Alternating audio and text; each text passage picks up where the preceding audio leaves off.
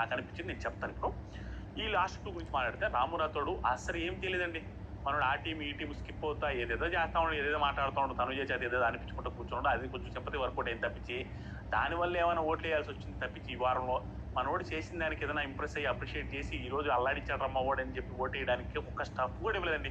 కనీసం వాళ్ళ PR team ఏదైనా ఇన్స్టాగ్రామ్లో పోస్ట్ చేసుకుందాం మనోడి అని చెప్పుకోవడానికి కూడా ఏది ఇంప్రెసివ్ ఒక్క మాట కానీ ఒక్కటి కానీ ఇవ్వలేదు. నామినేషన్లో ఒక రకంగా మాట్లాడారు, తర్వాత డల్లు సైలెంట్ నీళ్ళు డెస్పరానో ఎత్తిపోతల పథకం జామ్ జామ్ పత్రి అన్నీ అయిపోయింది. ఏమీ లేదు మనోడి నుంచి. ఇంక ఎట్లానండి?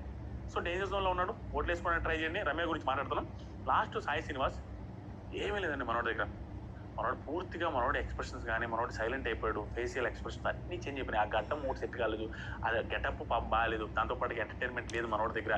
దాంతోపాటు ఈ వారం మొత్తం ఎలాంటి స్టాఫ్ కానీ ఏ టాస్క్లో పార్టిసిపేషన్ కానీ ఎలాంటి సింపుల్ ఆర్గ్యుమెంట్ కానీ ఒక చిన్న జోక్ కానీ ఒక మంచి ఆర్గ్యుమెంట్ ఒక సమస్యలో దూరి మంచి స్టేట్మెంట్ పాస్ చేసి మంచి స్టాండ్ తీసుకున్నది కానీ ఏమీ లేదండి.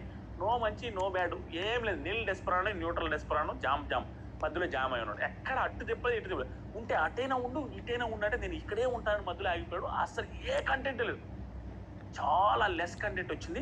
క్లియర్గా బిగ్ బాస్ టీమే హింట్ ఇస్తుందేమో సాయి శ్రీనివాస్ ఓట్లు లేవు, ఓట్లు పడకూడదు అన్నట్టుగా. ఇంకా కంటెంటే లేదు, మనోడు కూడా ఇవ్వలేదంటే కంటెంట్ లేదు కాబట్టి ఎపిసోడ్లో కూడా లేరు కాబట్టి ఇంకా ఓటింగ్ కూడా ఎలా పడద్ది అనేది మనకు క్లారిటీగా వస్తుంది.